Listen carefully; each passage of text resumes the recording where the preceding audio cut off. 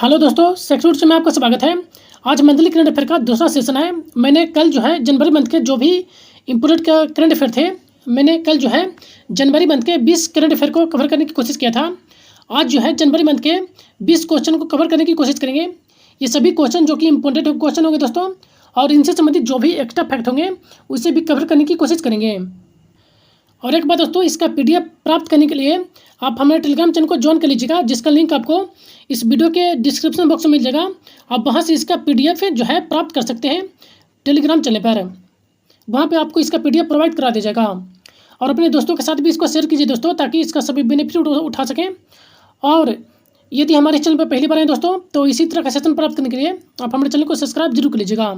तो चलिए सेशन को शुरू करते हैं। तो आज का पहला क्वेश्चन है कि ब्रिक्स का 10वां पूर्ण सदस्य कौन बना है। तो ब्रिक्स जो संगठन है, इसका 10वां पूर्ण सदस्य के रूप में कौन शामिल हुआ है। तो इसका जो करेक्ट आंसर होगा ऑप्शन नंबर सी, इंडोनेशिया, जो कि 10वें सदस्य के रूप में शामिल किया गया है, ब्रिक्स में शामिल हुआ है। तो इसका जो करेक्ट आंसर होगा ऑप्शन नंबर सी, इंडोनेशिया। वहीं देखें तो ब्रिक्स की जो स्थापना जो कि 16 जून 2009 को इसकी स्थापना किया गया था। जब इसकी स्थापना किया गया था तो इसमें कुल 5 देश थे। इसी के नाम पर जो है ब्रिक्स नाम रखा गया था। तो चलिए इनसे जुड़े कुछ प्रमुख तथ्यों को देख लेते हैं। ब्रिक्स संगठन की जब स्थापना किया गया था, जब 2009 एवं 10 में जब इसकी स्थापना किया गया था, इसमें मूल 5 सदस्य थे। ये जो 5 सदस्य थे, ब्राज़ील, रसिया यानी कि रूस, और भारत, चीन और दक्षिण अफ्रीका, ये 5 देशों के द्वारा जो है इस ब्रिक्स संगठन की स्थापना किया गया था। वहीं देखें तो इसके जो विकास बैंक है, यानी कि ब्रिक्स विकास बैंक का मुख्यालय जो कि शंघाई चीन में स्थित है, जो कि इसकी स्थापना जुलाई 2015 में किया गया था, ब्रिक्स बैंक की स्थापना। वहीं देखें तो अगस्त 2023 में इसमें जो जोहान्सबर्ग शिखर सम्मेलन बैठक हुआ था, उसमें ईरान, मिस्र, इथोपिया और यूएई, ये सभी जो कि 1 जनवरी 2024 को इसके सदस्य बनने की घोषणा करते हैं। उसके बाद देखा जाए तो 6 जनवरी 2025 को ब्राज़ील के द्वारा जो है आधिकारिक रूप से जो है इंडोनेशिया को ब्रिक्स सदस्य का 10वां सदस्य के रूप में घोषित किया गया था। यानी कि 6 जनवरी 2025 को जो है ब्राज़ील के द्वारा आधिकारिक रूप से घोषित किया गया कि ब्रिक्स देश का 10वां सदस्य जो कि इंडोनेशिया बनेगा। वहीं देखें तो इंडोनेशिया जो कि ब्रिक्स सदस्य में पहला जो कि दक्षिण एशिया पूर्वी एशिया देश है, यानी कि यह जो शामिल होने वाला है दक्षिण पूर्व एशिया का यह प्रथम देश है इंडोनेशिया। वहीं देखें तो इसका पिछला जो बैठक हुआ था 22 से 24 अक्टूबर 2024 को इसकी बैठक किया गया था, जो कि 16वां बैठक था। इसका बैठक जो कि कजान रूस में किया गया था। वहीं देखें तो आगामी जो बैठक 2025 में होना है, जो कि ब्राज़ील के रियो डी जेनेरियो या ब्रासिलिया में इसका आयोजन किया जाएगा, जो कि 17वीं बैठक होगा। इसका आयोजन जो कि 6 से 7 जुलाई 2025 को होना है। इसमें जो है इंडोनेशिया पहली बार जो है इस बैठक में भाग लेगा। तो इन सभी प्रमुख फैक्ट को भी ध्यान में रखेगा। नेक्स्ट क्वेश्चन, BIS यानी कि भारतीय मानक ब्यूरो ने कौन सा स्थापना दिवस मनाया है। तो देखा जाए तो भारतीय मानक ब्यूरो के द्वारा 78वां वर्ष दिवस मनाया गया है। तो इसका जो करेक्ट आंसर होगा ऑप्शन नंबर बी, 78वां इसका करेक्ट आंसर होगा। तो चलिए इनसे जुड़ी कुछ प्रमुख तथ्यों को देख लेते हैं। 6 जनवरी 1947 ईस्वी को भारतीय मानक संस्थान यानी कि ISI की स्थापना किया गया था, जिसको बाद में 1 अप्रैल 1987 को भारतीय मानक ब्यूरो यानी कि BIS में बदल दिया गया था। तभी से जो है हर वर्ष 6 जनवरी को BIS की स्थापना इनकी फाउंडेशन डे मनाते हैं। वही देखें तो 6 जनवरी 2025 को जो कि BIS का 78वां स्थापना दिवस मनाया गया। वहीं देखें तो BIS यानी कि भारतीय मानक ब्यूरो जो कि उपभोक्ता मामलों के मंत्रालय के अंतर्गत काम करती है। तो इसे भी ध्यान में रखेगा कि यह किस मंत्रालय के अंतर्गत काम करती है। वहीं देखें तो इसका मुख्यालय जो कि नई दिल्ली में स्थित है, और इसका कुल 5 क्षेत्रीय कार्यालय भी हैं। ये जो क्षेत्रीय कार्यालय हैं कोलकाता, चेन्नई, मुंबई, चंडीगढ़ और दिल्ली, इन 5 स्थानों पर स्थित हैं, और लगभग इसके 20 शाखाएँ भी हैं। वहीं देखें तो BIS के जो प्रमुख योजनाएं हैं इसके अंतर्गत ISI मार्क, हॉलमार्क, इको मार्क, QCO यानी कि क्वालिटी कंट्रोल ऑर्डर, ये सभी जो कि इनके इसमें शामिल है BIS के मुख्य योजनाओं में। वहीं देखें तो ये जो है जो उद्योग एवं उपभोक्ताओं के लिए गुणवत्ता एवं सुरक्षा सुविधा करते हैं, यानी कि सुनिश्चित करते हैं। यानी कि जो भी खाद्य पदार्थ यानी जो भी होता है उसमें देखिएगा कि हॉलमार्क या फिर ISI मार्क लगा रहता है, जो कि इन्हीं के द्वारा चिन्हित किया जाता है, इनकी क्वालिटी कितना बढ़िया है, ये खराब है। तो इन सभी प्रमुख फैक्ट को आप ध्यान में रखिएगा। तो चलिए आगे चलते हैं। नेक्स्ट क्वेश्चन,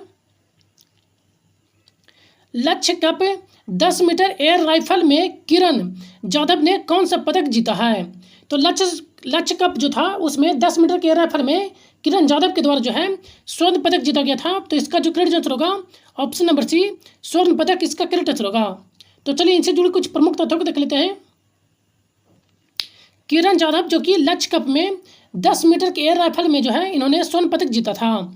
भाई देखें तो इसका जो है 15वां संस्करण था और इसमें जो है इसका जो आयोजन किया गया था वह 6 जनवरी 2025 को इसका आयोजन किया गया था। और यह जो थे किरण जाधव जो कि भारतीय नेवी के निशानेबाज थे। भाई देखिए प्रथम स्थान जो कि किरण जाधव रहे थे, सेकंड स्थान पर गजानन खानदेगले जो कि दूसरे स्थान पर रहे थे, तीसरे स्थान पर मोहित गौड़ा जो कि तीसरे स्थान पर रहे थे। तो इन सभी फैक्ट को ध्यान में रखिएगा। Next question, British junior open U70 girl का खिताब किसने जीता है? तो ब्रिटिश जूनियर ओपन U17 का जो कि गर्ल का खिताब जो है यह अनाहत सिन्हा के द्वारा जीता गया था। तो इसका जो करेक्ट आंसर होगा ऑप्शन नंबर सी, अनाहत सिन्हा इसका करेक्ट आंसर होगा। तो चलिए इनसे जुड़े कुछ तथ्यों को देख लेते हैं। British junior open girl under 17 का खिताब जो कि अनाहत सिन्हा के द्वारा जीता गया था। इसका जो आयोजन किया गया था बर्किंघम इंग्लैंड में इसका आयोजन किया गया था और यह जो था गर्ल अंडर 17 का था और इसका आयोजन 6 जनवरी 2025 को किया गया था। वहीं देखें तो अनाहत का यह जो है तीसरा खिताब था जो कि ब्रिटिश अंडर ओपन का खिताब जीते थे।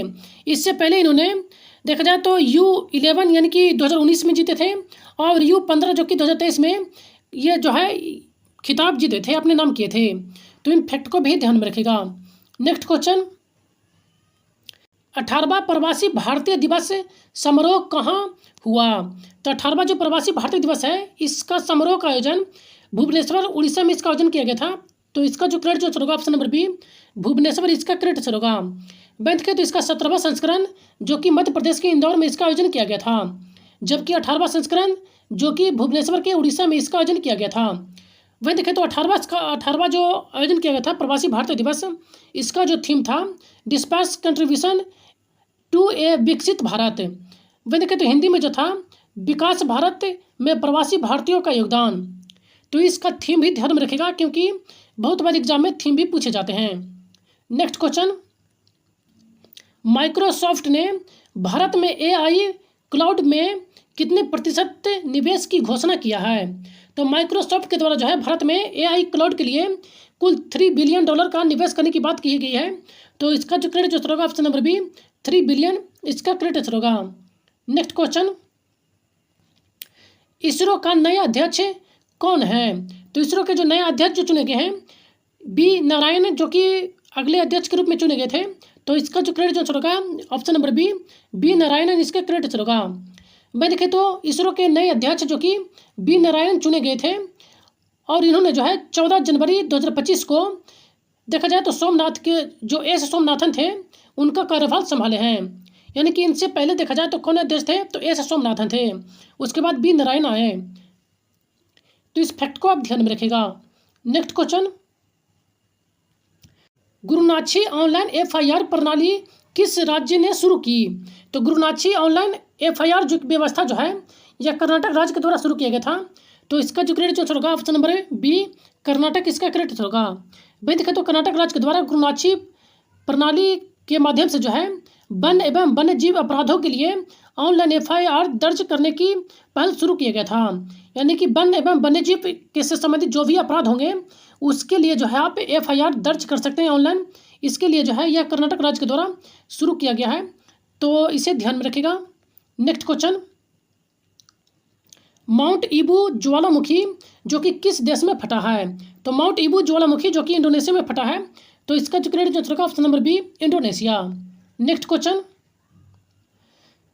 सिंधु लिपि को कोडिंग करने के लिए इनाम करने की घोषणा की है। यानी कि किस राज्य सरकार के द्वारा जो है सिंधु लिपि को कोडिंग करने के लिए जो है इनाम की व्यवस्था किया गया है? तो इसका जो क्रेडिट जो होगा ऑप्शन नंबर सी, तमिलनाडु सरकार। तमिलनाडु सरकार के द्वारा जो है जो भी सिंधु लिपि के कोडिंग करेंगे यानी कि उनको समझाएंगे उसकी लिखावट को, तो उसे जो है तमिलनाडु राज्य सरकार के द्वारा जो है इनाम देने की घोषणा की गई है। भाई देखें तो इस सिंधु लिपि जो कि इसको कोडिंग करने के लिए तमिलनाडु राज्य के मुख्यमंत्री M.K. स्टालिन के द्वारा $1 बिलियन यानी कि लगभग देखा जाए तो 8.5 करोड़ रुपये की इनाम पुरस्कार की घोषणा किया गया है। तो इस फैक्ट को ध्यान में रखिएगा। नेक्स्ट क्वेश्चन, राष्ट्रीय युवा महोत्सव 2025 कहाँ हुआ है? तो राष्ट्रीय युवा महोत्सव 2025 जो कि नई दिल्ली में इसका आयोजन किया गया था, तो इसका जो क्रेडिट आंसर होगा ऑप्शन नंबर सी, नई दिल्ली इसका क्रेडिट होगा। राष्ट्रीय युवा महोत्सव 2025 जो कि नई दिल्ली के भारत मंडपम में किया गया था, तो इसे ध्यान में रखिएगा। नेक्स्ट क्वेश्चन,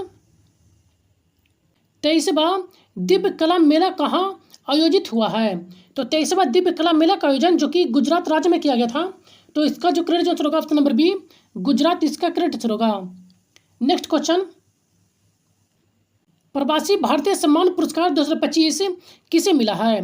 तो प्रवासी भारतीय सम्मान पुरस्कार 2025 जो कि सैयद अनवर खुर्शीद को सम्मानित किया गया था, तो इसका जो क्रेडिट आंसर होगा option number B, Syed Anwar Khurshid इसका क्रेडिट होगा।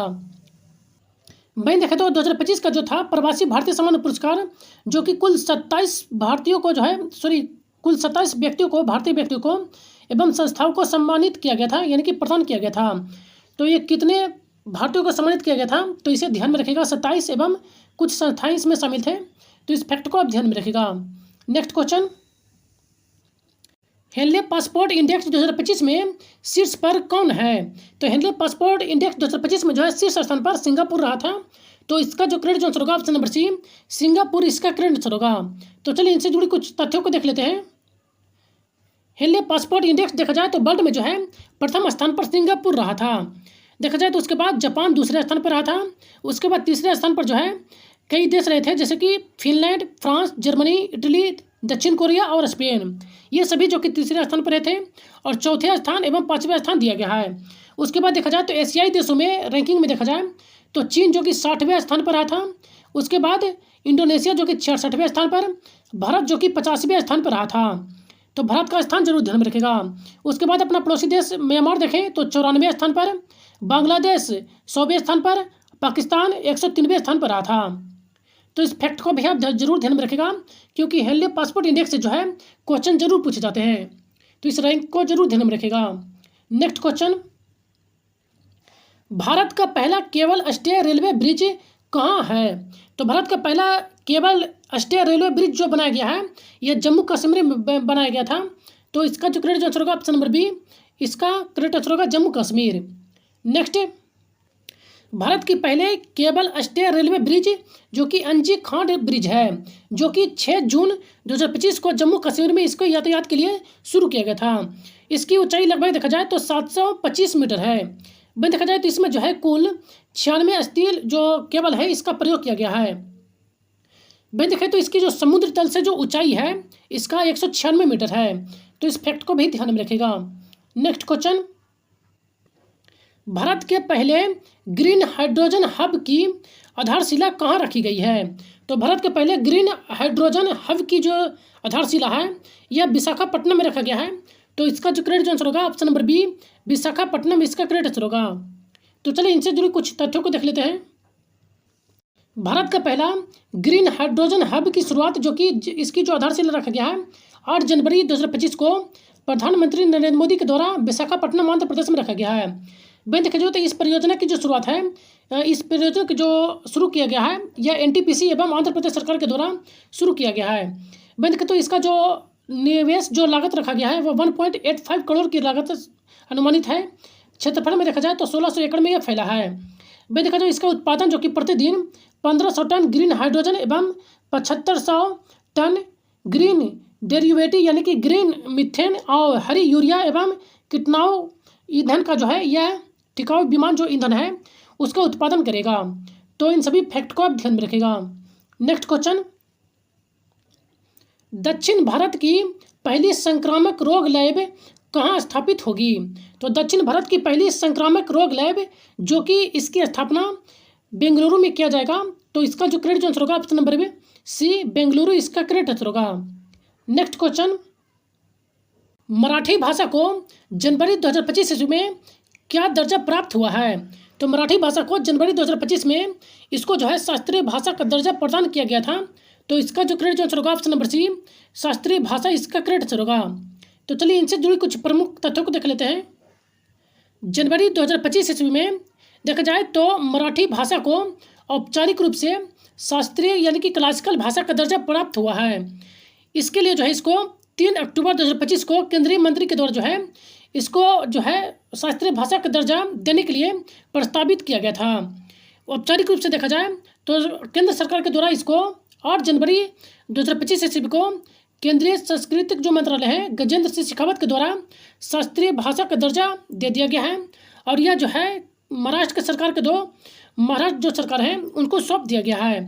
देखा जाए तो मराठी जो कि भाषा भारत का 7वीं शास्त्रीय भाषा का दर्जा प्राप्त करने वाला भाषा हो गया है। इससे पहले जो है कुल 6 भाषाओं को शास्त्रीय भाषा का दर्जा प्राप्त था।